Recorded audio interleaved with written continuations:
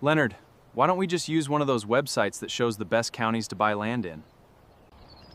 Those sites can help you look, Willie, but they can't tell you what this lot can actually do. So the website might tell us which county to look at, but we still have to prove the property works? But they're right next to each other.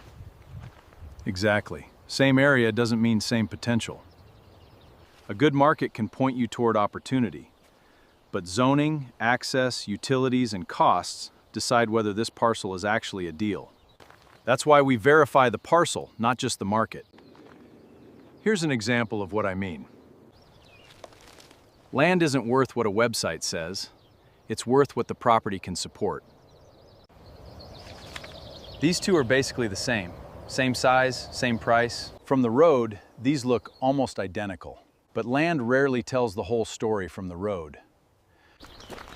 Okay, Leonard, road right here, power nearby, and the ground looks pretty good. This one's better, right? Leonard, the road's right there and power's practically on the property. Looking close isn't the same as being verified. I see the road, I don't see verified access. So this one looked better, but we still don't know if it works. Exactly. Looking better isn't the same as being a better deal. What am I missing? Probably the same thing I used to miss. That's where due diligence starts. I thought that's what we were doing. No, we've only been finding clues. So what's next? Now we verify zoning, access, utilities, topography, flood zones, wetlands, setbacks, and that's still just the beginning. Around here, we have a saying, verify before you rely.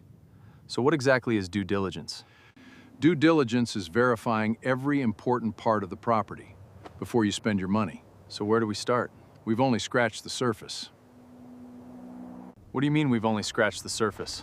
Finding water and sewer was just the first step. Verify zoning, access, utilities, topography, floods, wetlands, setbacks, and that's still not everything. I had no idea there was that much to it.